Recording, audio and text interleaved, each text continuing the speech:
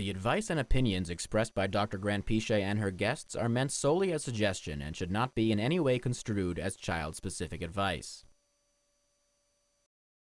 Dr. Doreen Grant-Pichet is the Dr. Doreen is an expert in autism. Doreen Grant-Pichet. Dr. Grant-Pichet. Dr. Doreen Grant-Pichet. Dr. Doreen Grant-Pichet is a visionary in the field of autism. Now you can ask her questions on Ask Dr. Doreen.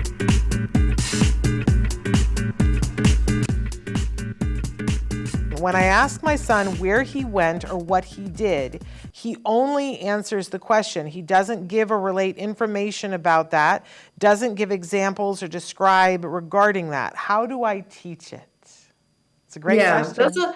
That's a great one. It's it's an easy one actually. If you can get the help of someone who is present at whatever he went. So often we do this with our kids when they go to school, where the teacher will list all the events that occurred during the day, and then we'll secretly hand that off to you. And then you will have the opportunity to actually prompt your child. So, and the best way to prompt that is if it's visually, in my opinion, is so that you actually have like a visual board of activities, and it could be icons of people doing things, or it could be pictures, or it could be written word, anything that helps the child kind of understand the activities that occurred. So, first we had circle time, and then we went outside to play, and then we learned the alphabet or whatever it is, things that can help a sequence of activities, and you put them on a board and you just prompt and the child will go through them, and gradually you will be able to fade that out. What I have found, so that's the best way to get a child to kind of talk about just events. There's other aspects to events, which is things like when a child, what we're trying to do is we're trying to teach our children to mimic or learn gradually the whole components of a conversational response when you ask them about something when you were not present, right? So it starts with asking about the sequence of events. But remember that our kids often will start with something that was not necessarily chronological, but the most important, or the thing that made the biggest impression.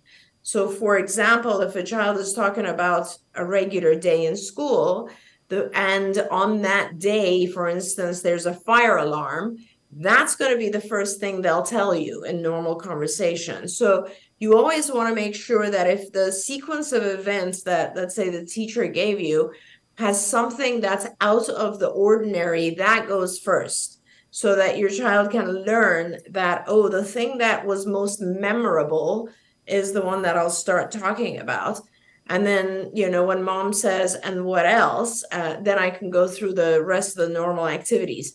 The other thing is, there's other aspects of what kids will tell us aside from their activities, right? They'll talk about friends who were there. They'll talk about their emotions.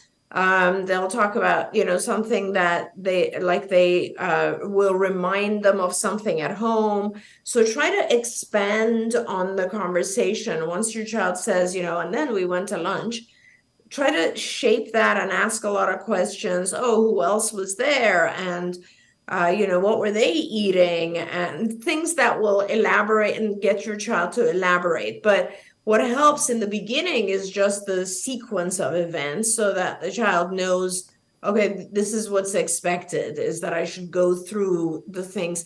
And, remember, this happens because our kids sometimes don't realize why you don't know.